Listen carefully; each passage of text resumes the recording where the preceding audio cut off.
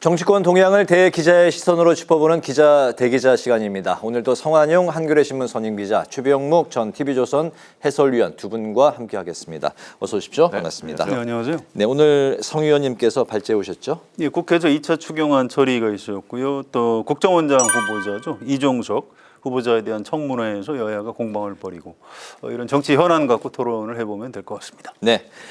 오늘 정부가 국무회의를 통해서 2차 추경안을 의결했습니다. 핵심인 민생회복지원금은 전 국민에게 주되 소득에 따라서 15만 원에서 50만 원의 소비 쿠폰을 지급할 예정인데요. 국민의힘은 물가 상승 그리고 이제 국가 채무의 증가를 우려하면서 포퓰리즘이다 이렇게 이제 비난을 쏟아내고 있습니다. 2차 추경 좀 어떻게 현재까지의 상황? 2차 추경 한 20조 원 규모로 이제 예산이 책정될 그런 상황인 거죠? 책정이 됐죠. 20조 2천억 정도 책정이 되고 1차 추경까지 합치면 한 35조 원 정도의 돈이 이제 풀리는 셈이 되는데, 자, 이게 이제 결국 뭐 소비 쿠폰이라는 게 현금 살포하고 비슷한 개념 아닙니까? 네. 그러다 보니까 이제 민생 회복 지원금이라는 명목이긴 하지만 여하튼 경기 침체인 걸 뭐 분명하니까 그렇게 될 경우에 과연 이런 방식으로 현금을 지원하는 것이 맞는 방식이냐 하는 여러 가지의 문제점을 낳고 있어요. 이게 이제 뭐 야당에서는 포퓰리즘 얘기도 하고 있지만 이런 식으로 경기 진작을 하는 것이 과연 이 과거에 보면 승수 효과 뭐 이런 거 있죠. 진짜 경기를 진작하기 위해서 이 방식이 최선이냐 뭐 이런 논란이 있는데, 그럼에도 불구하고 국민들 입장에서 본다면 일단 소비 쿠폰이 나오기 때문에 이런 부분에 대한 기대도 좀 무시할 수 없는 정치적 효과를 가지고 있거든요. 그래서 아마 국민의힘으로서는 찬성하기도 그렇고 뭐 반대는 더욱더 못하고 뭐 이런 아마 딜레마적인 상황에 빠져 있는 가운데 지금 추경이 집행되는 것 아닌가 싶습니다. 네. 전 국민에게 지급한다는 측면에서는 이제 보편성인 거고, 그리고 좀 더 두텁게 이제 지원하는 그 층이 있는 거는 선별적인 지원. 그래서 이제 혼합이라는 그 용어가 나오고 있네요. 그렇죠. 섞어서 하는 거죠. 어쨌든 지금 경제 상황을 어떻게 보느냐에 따라서 좀 다를 겁니다. 지금 뭐 우리나라 자영업이 뭐 어렵지 않은 적은 없었기는 한데 요즘 특히 좀 어렵다고 그래요. 저도 주변에 이제 자영업하는 분들 중에 실제로 문 닫은 분들도 꽤 있고요. 그분들은 1997년 외환위기 때나 2008년 금융위기 때 못지않게 지금 경기가 안 좋다 이런 얘기를 합니다. 그래서 대체로 이재명 대통령이 그동안 주장했던 민생회복지원금을 지금 나눠주는 게 옳다. 그분들은 이제 그런 입장이고요. 또 이제 국가 재정이라는 게 굉장히 중요하니까 아무리 어려워도 좀 우리가 견뎌야 되는 것 아니냐, 별 효과도 없는 것 아니냐, 이제 이런 주장을 하는 분들도 꽤 있고, 또 그 말에도 사실 일리가 있습니다. 그런데 어쨌든 정치라는 게 어떤 정책에 대해서 논란이 있을 때 어느 한쪽을 선택을 하고 또 그 결과에 대한 뭐 책임을 또 지고 뭐 이런 거니까 일단 이재명 대통령이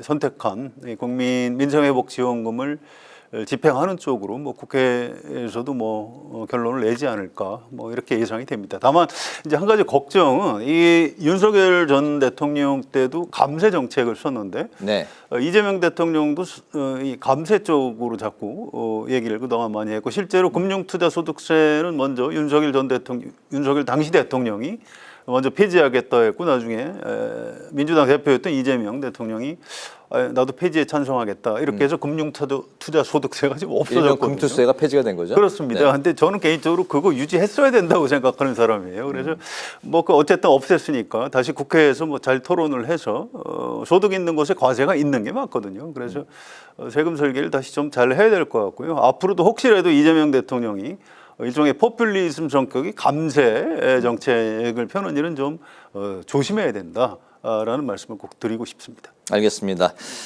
다음 주에 김민석 국무총리 후보자 인사청문회를 앞두고 있는데요. 이제 24, 25일 이틀 동안 열리게 되는데 여야 간의 공방이 점점 더 한층 가열되고 있습니다. 재산 형성과 학위 취득과 관련한 의혹이 이제 거듭해서 제기가 됐고, 증인과 참고인의 채택도 아직까지 접점을 찾지 못한 상황인데 이런 상황에서 민주당이 인사청문회법을 개정을 추진하겠다 이런 입장을 밝혔습니다. 김 후보자의 청문회 좀 어떤 분위기로 진행이 될까요? 글쎄, 뭐 자고 나면 이제 언론 매체에 여러 가지 그 의혹들이 나오는데 그 의혹에 대해서 김민석 후보자가 몇 차례 해명을 했습니다만 해명을 하면 할수록 의혹은 더욱더 가중되는 상황입니다.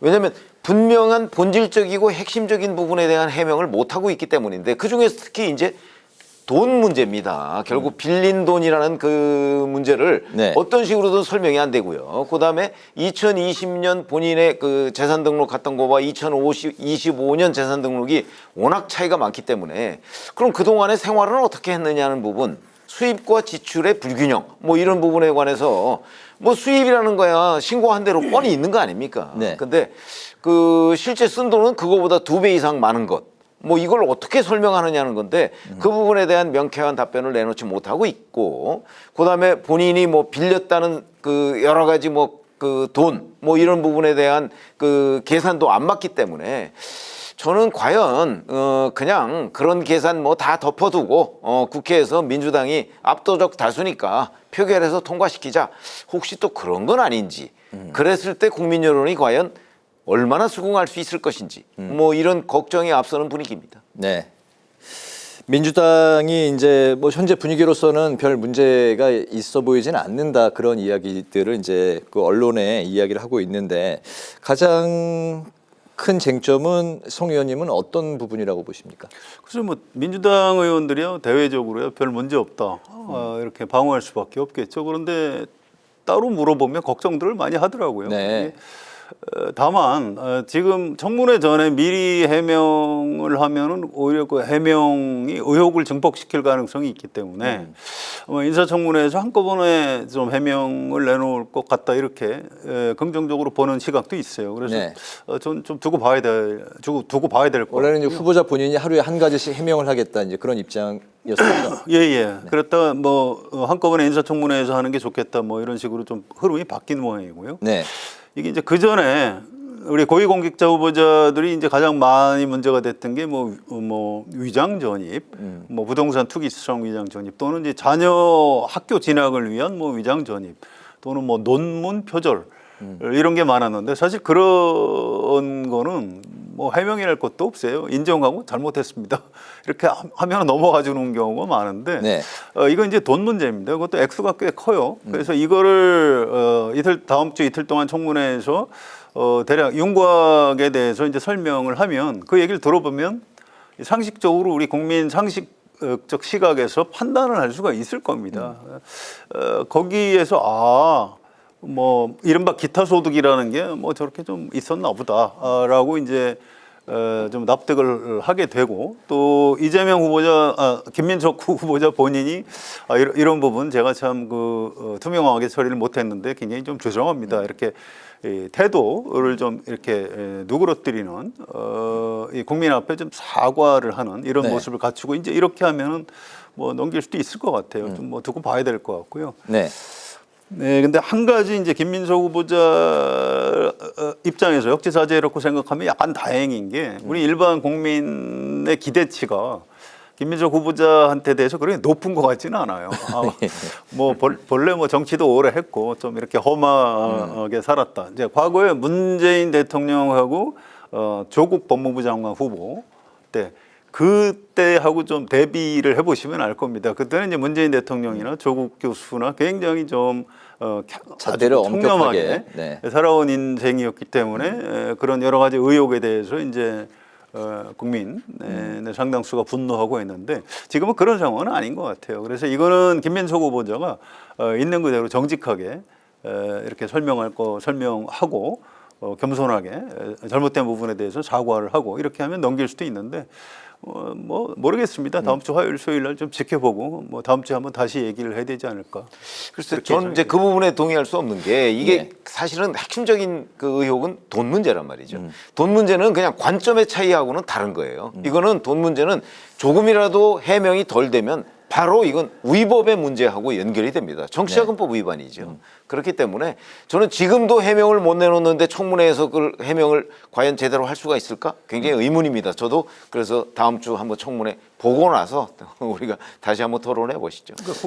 네. 국회에서 임명 동의는 받을 수 있을 거예요. 뭐 지금 국무총리 후보자를 이걸 물리면은 정권을 잡은 입장에서도 타격이 크니까 밀어붙이려고 할 텐데 지금 저 의원 말씀하신 대로 상식적으로 이게 악의가 안 맞는다 이렇게 되면 설사 임명 동의를 받아서 국무총리로 임명이 되더라도 네. 이 위법 사실은 그대로 남는 겁니다. 언젠간 또 수사를 받아야 되는 거고요. 네.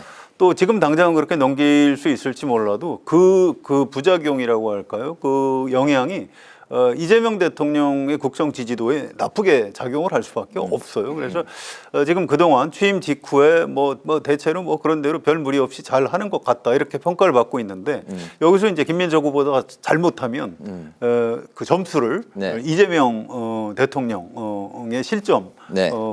이어질 그런 약간 좀 위험 부담이 있는 현재 그런 상황인 것 같습니다. 알겠습니다. 기존에 이제 민정수석이 초기에 집권 초기에 이미 그 낙마한 사례가 있기 때문에 아무튼 이재명 대통령도 상당히 부담을 많이 안게 되는 그런 상황이 됐는데 어쨌든 다음 주 이틀 동안의 청문회 상황을 지켜보도록 하고 오늘 그 또 다른 인사청문회가 이미 이제 시작이 됐습니다. 오늘 국회에서는 이종석 국정원장 후보자 인사청문회가 열렸는데 야당은 13번의 방북 기록을 뒤늦게 제출한 점을 문제 삼았고 또 대북관을 집중 추궁했습니다. 또 이제 최근 5년 동안에 여러 번 16번의 도로교통법을 위반한 걸 두고 공방을 벌였습니다. 이종석 후보자 인사청문회 좀 어떻게 될까요? 일단 오늘 아까 제가 알기로는 오후에 마무리된 걸로 알고 있고요. 네. 내일 아마 인사청문 보고서가 별 무리 없이 채택이 될 것 같습니다. 이게 이 국정원장을 임무를 수행하는데 무슨 결정적인 하자가 있는 것 같지는 않다는 게 이제 대체적인 의견인 것 같고요. 물론 네. 여러 가지 뭐 어떻게 통일부 장관하는 사람을 국정원장을 시키느냐, 뭐라든가 이 북한하고 너무 친한 것 아니냐, 뭐 이런 식으로 청문회에서 오늘 국민의힘 의원들이 따졌는데 그건 이제 이종석 후보자가 잘 답변을 잘 했어요. 나는 공부를 한 학자고 뭐 네. 이런저런 얘기했고요. 그다음에 뭐 이제 여러 가지 자료 제출 문제라든가 뭐 도로교통법 위반 이런 것도 있는데 뭐 그걸 가지고 국정원장 후보자를 낙마시킬 만한 사유는 아니었던 것 같고 하여튼 제가 알기로는 내일 인사청문 보고서가 채택될 예정인 것으로 알고 있습니다. 네, 경중을 따지면 뭐 쟁점이 되고 있는 게 좀 그렇게 뭐 정도가 심한 것 같지는 않아 보이는데 어떠세요? 아니 대북과는 사실 심하죠. 왜냐하면 이종석 국정원장 후보자가 통일부 장관의 시절에 맨 처음 얘기했던 게 바로 내재적 접근 아닙니까? 그러니까 북한에 대해서 왜 북한의 입장에서 그 접근을 하죠? 남북관계라는 관점 아니면 우리 대한민국의 관점에서 접근해야 되는데 그 내재적 접근이라는 얘기를 이종석 당시 통일부 장관이 함으로써 여러 논란을 불러일으켰던. 근데 사실은 국정원장이라는 자리는요. 네. 북한에 대한 감시, 정보 수집, 뭐 수사, 뭐 이런 거를 그 과거에 했던 자리고 지금은 이제 뭐 수사 기능은 경찰로 넘어갔지만 그래서 국정원장 자리와 이 북한 문제가 더군다나 이 남북 무슨 교류협력 차원의 문제가 네. 그 사실은 연결되면 안 되는 자리거든요. 저는 그래서 오히려 국정원장을 검증할 때 북한에 대한 정보 수집의 능력, 그다음에 뭐 북한에 대한 분석 능력, 뭐 이런 걸 문제 삼는 건 모르겠는데, 그러니까 대북관 같은 거는 충분히 문제가 될 수 있죠. 그러나 저는 이 정부가 그 과거 정부와 다르게 국정원이라는 조직을 그 남북 교류협력 차원으로 활용하는 것. 적어도 그거는 피해야 될 내용이 아닌가. 그래서 아마 국민의힘 의원들이 그런 부분을 오히려 지적했어야 하는 것 아닌가. 뭐 이런 그 생각이 듭니다. 네. 국정원장이 과거에도 보면 서훈 원장 이분은 거의 평생 국정원 안에서 대북 관련을 쪽에 일을 했던 사람이고요. 또 문재인 정부의 박지원 국정원장. 네. 이분들이 2000년 남북 정상회담 할 때 밀사로 뛰었던 사람입니다. 또 따로 김대중 대통령하고 별도로 북한을 여러 차례 방문해서 그 당시 김정일 위원장하고 아주 그 친밀한 관계를 맺었고요. 또 남북 정상회담 때 저도 취재를 가고 그래서 기억이 나는데 김정일 위원장 앞에서 뭐 노래를 뭐 내 곁에 있어줘 뭐 그런 노래를 불러가지고 네.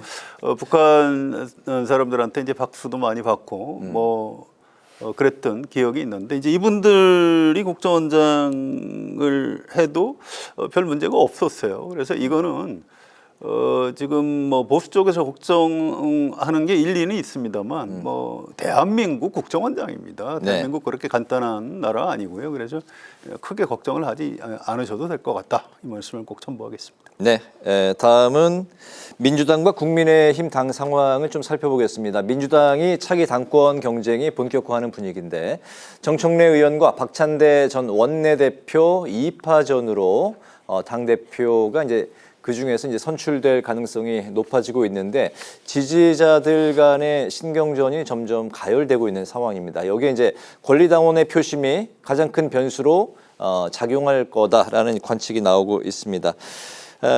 이재명 정부의 첫 여당 대표 뭐 좀 누구로 예상을 글쎄, 하십니까? 아니 벌써부터 뭐 아주 치열하게 전개가 되고 있고요. 네. 그 이제 정청래, 박찬대. 이제 정청래 의원은 지금 이미 출마 선언을 했고 박찬대 의원은 아직 뭐 고심 중이다 이런 단계지요.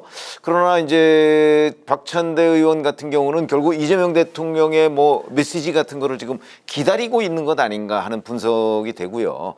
그 다음에 이제 7월 10일까지가 그 후보 등록 마감이니까 네. 시간이 좀 꽤 있지 않습니까? 네. 그러니까 이제 제3의 후보의 가능성도 없지는 않는 것 같고, 여하튼 그렇더라도 이 두 사람 간의 경쟁이 지금 인터넷상에서는 이미 네. 뜨겁게 달아오르고 있습니다. 뭐 사실 그 결국은 이재명 대통령이 뭐 일부 최고위원이 뭐 민주당의 아버지라고 부를 정도였으니까 그 이재명 대통령의 의중, 이른바 2심이라는 것이 대단히 중요하지 않을까.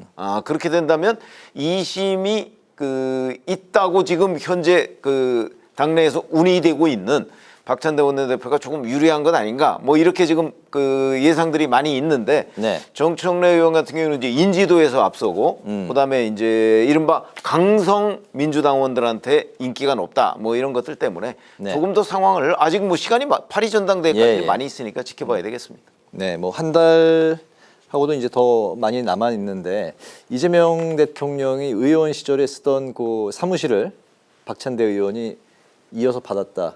뭐 그거는 상관이 없는 건가요? 예, 그 뭐 별 중요한 변수는 아니고요. 어쨌든 정청래 의원이 그 동안에 이제 당 기여도, 또 당이 어려울 때 뭐 일종의 뭐 악역, 자기 몸을 사리지 않고 뭐 상대하고 이제 싸워주는 뭐 이런 네. 역할. 뭐 이제 이런 것 때문에 그동안 권리당원들한테 절대적인 지지를 받았던 건 사실입니다. 사실인데 최근에 이제 정청래 의원이 대표를 하는 것하고 그다음에 이제 그렇게 정청래 의원이 싸움을 좀 심하게 하다 보니까 좀 이렇게 중도층 유권자들한테는 조금 뭐 좀 비호감 지도가 있는 것 아니냐, 이런 걱정스러운 시각들이 있었던 것 같아요. 그런 차에 박찬대 전 원내대표가 정청래 의원 못지않게 이재명 대통령 만드는데 기여한 것 아니냐. 네. 이게 권리당원들 사이에서 급속히 여론이 형성이 됐고요. 그분들이 이제 그런 여론을 형성하게 된 배경에는 박찬대 전 원내대표가 인천시장에 출마하고 싶어 했는데, 지역구가 인천 쪽이죠? 그렇습니다. 그래서 인천시장을 하고 싶어 했는데 여권 내부에서 그러지 말고 대표가 중요하니까 대표를 출마하는 게 좋겠다, 이런 권고들이 있었다, 이렇게 알려져 있습니다. 네. 그래서 그걸 근거로 그러면 정청래 의원이 좀 양보해야 되는 것 아니냐, 이제 이렇게 의견 충돌을 하다가 이제 급기야 감정 대립까지 가고 뭐 좀 극언을 하는 사람들은 뭐 왕수박 아니냐. 그러니까 정청래 의원을 도와주는 양문석 의원한테 당신은 왕수박 아니냐, 이제 이런 비판을 네. 해서 이제 판 자체가 좀 굉장히 혼란스러워지는, 그래서 이게 좀 모양은 보기가 좋지 않습니다. 서로 선의의 경쟁을 하면 될 텐데 꼭 민주당 안에서 싸움이 벌어지면 자꾸 수박 논쟁으로 번지고 있어요. 그래서 이거 별로 네. 좋은 모습은 아니고요. 아무튼 뭐 선의의 경쟁으로 지금 권리당원들이 한 70% 정도 의견이 반영되고, 그다음에 여론조사에서는 30% 반영하는 걸로 돼 있습니다. 그래서 역시 권리당원들이 결정권을 가지고 있고요. 네. 아직 뭐 시간 여유가 있기 때문에 좀 더 지켜봐야 알 수 있겠습니다만, 지금으로서는 흐름상 박찬대 전 원내대표가 좀 더 유리한 입장으로 가고 있는 것은 맞는 것 같습니다. 아, 그렇군요. 아직 정식으로 이제 출사표를 던지진 않았는데도 그렇습니다. 예, 그런 상황이군요. 알겠습니다. 계속해서 흐름을 좀 저희가 살펴보도록 하고, 이번에 이제 국민의힘으로 넘어가면 당 쇄신 방안을 놓고 여전히 고심하고 있는데 송원석 원내대표는 자신이 띄운 혁신위원회를 통해서 당의 변화를 추구하겠다 이런 입장이고 김용태 비대위원장은 당원의 여론조사를 통해서 자신의 5대 개혁안을 먼저 평가하자 이런 입장입니다. 팽팽하게 달리고 있는 상황인데 좀 어떤 상황으로 좀 접점을 찾아야 될까요? 국민의힘은 가급적 얘기를 좀 우리 정치 평론하는 사람들이 안 하는 게 좋을 것 같아요. 왜 그렇습니까? 지금 체력 회복도 필요하고요. 좀 휴직도 필요하고 이게 정권을 잃어버리고 나서 내부에서 논쟁이나 토론이 좀 이렇게 긍정적으로 벌어지는 것 같지는 않습니다. 네. 그리고 물론 이제 송원석 원내대표 훌륭한 정치인이긴 합니다만 어쨌든 대구 경북에 기반을 둔 정치인이고요. 굳이 분류를 하자면 과거의 친윤석열계 의원으로 분류가 됩니다. 그래서 이게 이제 이렇게 되면 국민의힘이 과연 쇄신이 되겠느냐. 그러니까 국민의힘의 쇄신을 바라는 사람들한테는 별로 그 원내대표 선거 결과가 좋은 결과는 아니었어요. 그래서 이걸 뭐 그렇다고 해서 뭐 저긴 이제 혁신의 기회가 없을 것이다 이렇게 단정할 일은 아니고요. 네. 아마 8월쯤에 전당대회를 할 것으로 예상이 됩니다. 그래서 전당대회까지 이제 끝나봐야 원내대표는 의원들이 선출하는 거지만 전당대회에서 새 대표는 당원들이 선출을 하는 거거든요. 네. 그때까지는 좀 국민의힘에 대해서는 좀 너무 좀 가혹하게 논평이나 평론하지 않고 좀 이렇게 시간을 주고 지켜봐 주는 것이 좀 좋을 것 같다 이런 생각입니다. 현재로서는 평론하면은 가혹하게 할 수밖에 없다 뭐 그런 말씀입니다. 하면은 가혹하게 할 수밖에 없죠. 그래서 차라리 안 하는 게 낫겠다 이런 말씀. 지금 많이 자제하신 건가요? 최 아니, 의원님, 지금 어떻습니까? 국민의힘의 상황이요. 네. 새로운 그 어떤 재건 뭐 이런 거를 모색하기 위한 진통 과정이라고 저는 보거든요.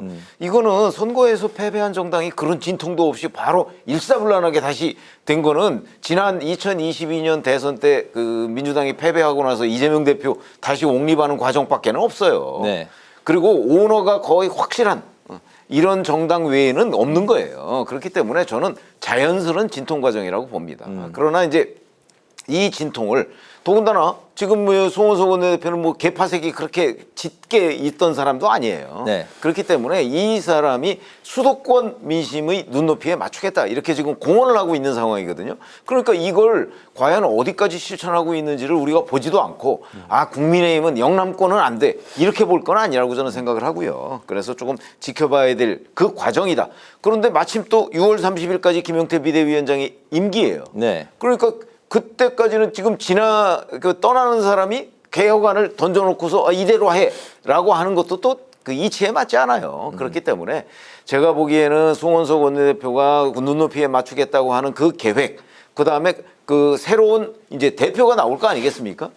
나오면 그 사람이 어떻게 이 재건을 추진하는 과정, 뭐 이런 것들이 이제 국민의 지지를 받을 수 있느냐 없느냐 이거에 따라서 평가를 해야 된다고 봅니다. 네, 웨이트 앤 씨 조금 더 지켜보자. 아니 지켜볼 수밖에 없는 거죠. 지금 대표가 누가 될지 모르는 상황이니까. 아직 평가하기에는 뭐 이르다. 아니 평가는 대표가 된 이후의 개혁까지를 평가해야 된다고 봅니다. 아직은 평가할 단계 아니다라는 말씀인 거죠. 알겠습니다. 오늘의 한 줄 논평 들어보겠습니다. 최 의원님부터 들어볼까요? 지금까지 저희가 이제 그 민생회복지원금 얘기를 했습니다. 네. 그런데 저는 뭐 이런 식의 현금 살포에 그 지지하지 않는 입장이기 때문에 이게 앞으로 자칫 잘못하면 그 우리가 맨날 얘기하는 뭐 아르헨티나 뭐 이런 쪽으로 가는 지름길이 될 수도 있다는 차원에서 오늘 한 줄 논평은 네. 현금 살포는 마약과 같다로 하겠습니다. 네, 성 의원님. 예, 세상이 변해가면서 이 정치 문법도 참 많이 달라지는 것 같아요. 최 의원이나 저는 정치보기 적게 오래 했는데요. 네. 과거에 뭐 김영삼, 김대중, 뭐 김종필 이렇게 삼김 시대에는 대선에서 지면은 일단 정계를 좀 은퇴하거나 아니면 한 발 물러났다가 좀 쉬었다가 뭐 다시 나오거나 이랬는데 이제 언젠가부터는 좀 달라졌어요. 대선에서 저도 다시 전당대회에서 대표나 총재가 돼서 정치적 재기를 도모한 게 좀 됐습니다. 그게 사실은 이회창 총재가 그랬고요. 문재인 대통령도 2012년 대선 지고 나서 대표 했고 이제 그걸 기반으로 또 당선이 됐고 홍준표 자유한국당 대선 후보로 참패했는데 또 당 대표가 됐고요. 지난번 이제 이재명 대표도 그랬고. 근데 이 가만히 보니까 8월 전당대회에서 김문수 전 후보가 출마할 것 같다고 하고요. 출마하면 또 당선될 것 같다 이런 얘기를 해요. 그래서 네. 이게 사실 좀 걱정스러운 대목이 있습니다만 어쨌든 하나의 현상이기 때문에 네. 제가 오늘 한 줄 논평은 대선 지고 대표되는 게 유행 이렇게 말씀드리겠습니다.